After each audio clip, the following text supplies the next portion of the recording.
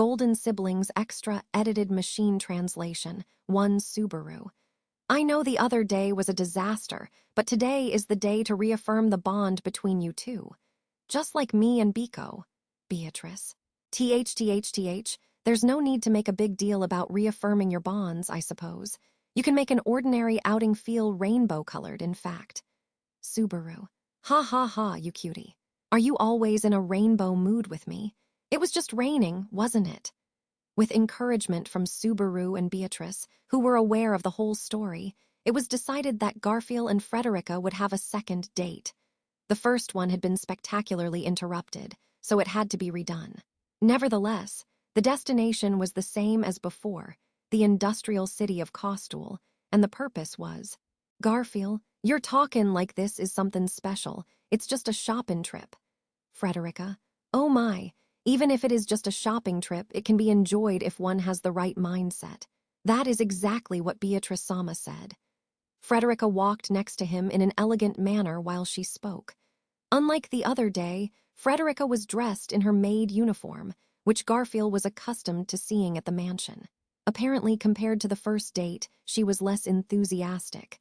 Garfield, sis, bout your outfit. Frederica, hick, should I have gotten dressed up after all? But I thought it would be a bother for you if I put all of my effort into it every time. Garfield, no. Just 'cause sis ain't all dolled up don't mean I have to say anything 'bout it. First of all, just 'cause you're wearing your usual clothes doesn't matter. You still did up your hair and put on perfume. Garfield's eyes and nose could clearly discern the difference between how his older sister usually was and now. Frederica raised her eyebrows at his comment and then lowered the corners of her eyes, vaguely pleased. Somewhat embarrassed by the reaction, Garfield turned his head away. Garfield, even if she says it's all about mindset, I don't think you can count on what Beatrice, Sama, Biko, is saying when she's having such a good time with the captain like that. Frederica, what are you so confused about? Please address her as Beatrice Sama out of respect. Garfield, I getcha, but... Garfield frowned as the taller Frederica scolded him from above. As his sister said, Beatrice was apparently older than Garfield and was also a great spirit. Garfield's position was that of a military officer in the Amelia camp. With Subaru being Amelia's first knight and Beatrice being his contracted spirit, it made her Garfield's superior, a position that felt like it demanded his respect. Garfield, but ain't she a pipsqueak? Frederica, Garf, you should not judge someone's talents by their physical size. Even if she looks little and so adorable that you want to hug her, Beatrice Sama is still a powerful great spirit. Garfield, I don't think of her as Bane weak, just that. Frederica, just that what? Garfield, when she's with the captain, it ain't just how she looks that makes her small. Frederica, Frederica was rendered speechless upon being told that by Garfield. The fact that Frederica could not say anything back meant she had the same opinion. The librarian of the forbidden library of the Mathers mansion, the great spirit Beatrice, wielded immense power. Still, Garfield's impression of her after living with her for a month was that she wanted to be pampered, either in accordance or beyond the scope of her appearance. But she was also a little girl who was not very good at being pampered at the same time. Garfield, sis, you know you're pretty much the only one who's properly respectin' Beatrice Sama, right? Frederica, no, that is not true. Petra is a very well-mannered girl. Garfield, next to the captain, she's the closest with Beatrice Sama. Unfortunately, Frederica's rebuttal was not convincing enough if she was going to bring up Petra. Petra was well-behaved for her age, but she was also seen playing with Beatrice in a way that was more appropriate for her age. They looked close in age, so seeing them get along with each other was equal to seeing two young children playing together. Apart from Subaru and Petra, there was Ram and Roswal, who both went without saying. Frederica, Otto Sama, there is Otto Sama as well. If it were him, surely he would look at the other person properly and adjust his attitude. Garfield, don't talk about him in such a sorry way. No, he probably won't care about it. Garfield clicked his fangs at Frederica, whose voice perked up at the thin string of salvation she had found. The slim, mild-mannered man that came to mind belonged in the same camp, and Garfield considered him as a complex person. In the sense that he lacked physical strength but was strong-willed, The impression he gave was not so different as that of Subaru. However, while Garfield sensed a red heat from Subaru, the heat Otto gave off was blue. To Garfield, who had never known the existence of this blue heat until their clash in the sanctuary, he could not deny the impression that Otto was an unknown entity and someone challenging to deal with. Because of this, he felt Frederica's statement was a bit crude, but he did not dispute it. In any case, Frederica, no, I have strayed from the main point. No matter what others do, we treat them with reverence and respect. That is our role, Garfield. You just went around in a circle and came back light. I'll be careful. Frederica, yes, that is fine. Frederica nodded in satisfaction, but then she added, and also to the end of the exchange, Frederica. Garf, you stopped partway through your earlier conversation. You were saying something about my clothes, were you not? Garfield, you remembered. Frederica, they are the words of my precious little brother. Please do not underestimate my hearing, or my memory. The older sister, proudly puffing out her chest and looking at him expectantly, urged him to continue the conversation. Garfield scratched his head roughly, wondering if it was really a big deal. Garfield, it ain't a big deal. You're dressed like you were when I ran into you, sis, for the first time in a long time. So, in my mind, you look like that when I think of you now. Frederica, Garfield, it's just like Gregorone's identical mornin'. It ain't like you have to get an answer out of me. With such high expectations, his response might have been a disappointment or made her feel as if he had dodged the question. As a rush of embarrassment took hold of Garfield, his sister placed her hand over her mouth. Then Frederica narrowed her emerald green eyes, the same color as those of her sibling, Frederica. If you could do that to Ram as well, it would be a little less heartbreaking. Garfield, why did Ram's name come up there? And then, feeling unreasonably pitied, Garfield's voice cracked in a high pitch. Due to the recent incident, Costal suffered extensive damage to various parts of the city. Although Frederica did not have the opportunity to witness it firsthand, Garfield and Amelia reported that oversized versions of the city's unique creatures, the light bugs, had gone on a rampage. Even after they had been subdued, as someone who had observed the devastation of the city, she was prepared for the suffering and hardship of the people who were forced to rebuild their homes. But Garfield, it hasn't even been a few days, but it's going pretty well, Garfield said, impressed as he held a hand to his forehead to shield his eyes. Frederica could not put her admiration on display as frankly as her brother, but she shared the same sentiment. When Frederica and Garfield arrived at the city, they were met with the city's main gate, which had been half destroyed the other day, but had been repaired since then, and was no longer in its previously saddening state. Naturally, during the reconstruction process, the restoration of everyday functions was prioritized, and everything else tended to take a backseat. The appearance of the city's main gate was no exception to this. The fact that its main gate had already been repaired. Stranger, you appear surprised, Miss Frederica Garfieldono. And then, a voice called out to them as they stopped at the entrance to the city. Slowly lowering her gaze from the distant view of the city in front of her, she saw a man with a steely expression on his face standing there. Frederica, Leno-sama, I did not expect the city mayor of Costal to go out of his way to greet us. Leno, the other day, your day off was ruined because of a unique feature of this city. It is my duty as the city's representative to apologize and welcome you. Garfield, and that's your idea of a welcome after all that. Leno's hard-eyed face remained as still as a stone. Upon hearing Garfield mumble out a comment regarding Leno's attitude, Frederica gave him a quiet garf, scolding him.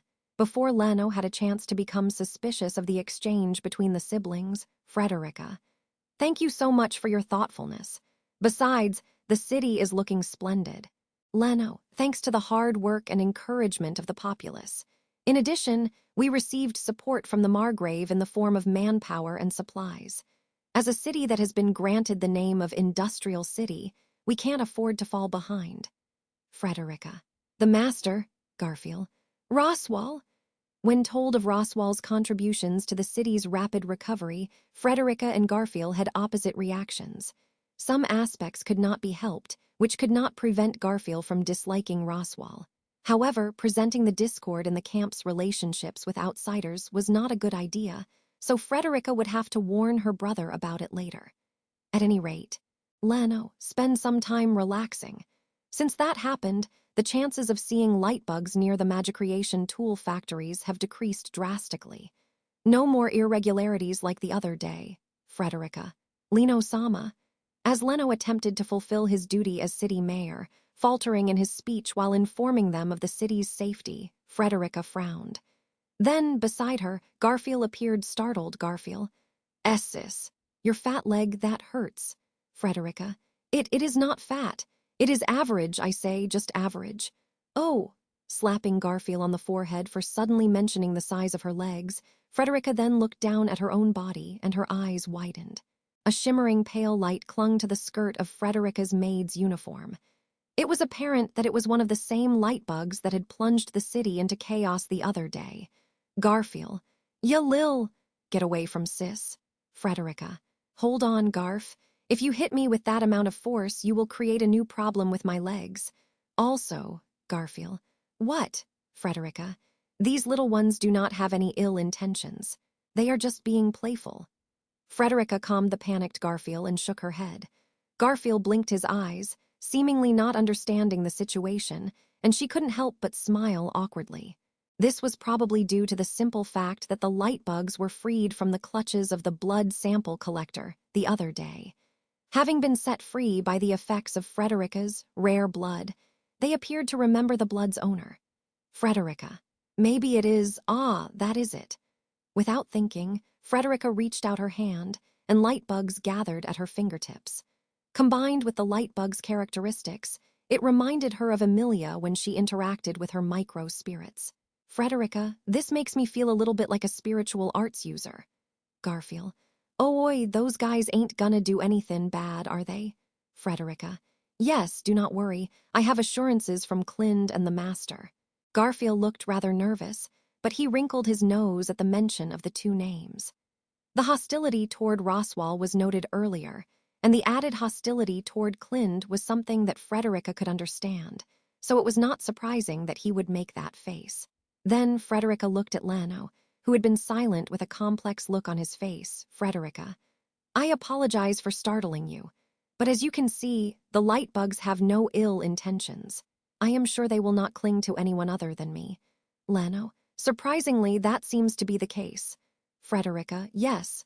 Are you really surprised? Lano. Yes, I'm feeling quite ashamed and quite sweaty. Why are you asking? Frederica offered a stiff smile at Lano, who said he was sweating, but did not move a single muscle of his face, nor did drop a single sweat. Her reaction was not noted, and Leno put his hand on his chin, his expression unchanged, exhaling as if he were pondering something. Leno. The light bugs have been successfully rendered harmless and subordinated. According to the craftsmen of the factories, the output of Magicreation tools that caused the light bugs to go out of control was more than 4 times greater than during normal operation. Frederica. Oh, Lino-sama, is something wrong? Your eyes seem a little. Leno. Miss Frederica. Frederica straightened her back with a yes, as Leno unexpectedly called out her name after a bout of muttering to himself. He bowed with his hand on his chest in front of Frederica. Leno. I informed you that I wanted to make amends for the recent incident as the city's representative, but would like to rectify my statement. In addition to my apology, I would like to request your cooperation. Garfield. Oi, cooperation, huh? What do you think my sis can do? All she does is nothing more than a bit of housework at the mansion, nothing speci. Ow. Frederica. Well, if it is okay, I want to hear what you say. Frederica nodded to Leno while tugging on the impudent Garfield's ear. Leno seemed satisfied with the answer. No, nothing had changed in his expression. He just nodded back. As it was, he indicated with his hand to the light bugs that clung to Frederica's body. Leno. If you are capable of having the light bugs heed you, we would like to ask you to lend a hand to the craftsmen in the factories. There is a possibility we could discover additional methods of operation for the Magicreation tools. Frederica. You mean you want me to command these little ones? Leno. Affirmative. Frederica inquired, puzzled, as Leno nodded. Although the light bug's intentions could not be ascertained, Frederica would prefer to cooperate if it would lead to the development of Magicreation tools. Having said that, Today, Frederica was in the middle of rearranging her date with Garfield, and their contributions to Roswell would also be significant. Naturally, there would be pushback from Garfield. Well, why not? However, Frederica's concerns were denied by Garfield himself. Frederica's eyes widened in surprise, and Garfield scratched his ear with a finger. Garfield. It's like Ebion would rather pick ears of wheat than gamble. Sis, I ain't so stupid that my amazin' self doesn't know what's important. Frederica. But Garfield. Besides, it ain't like this is the last time. Shrugging his shoulders, Garfield clicked his fangs and grinned. Garfield. You never know when that runaway bastard's gonna come after you again, sis. So letting you go to the city alone ain't a good idea. I'm sure there'll be lots of chances for me to tag along. Frederica. That is true. There are plenty of opportunities for dates. Frederica smiled softly in agreement with Garfield's answer.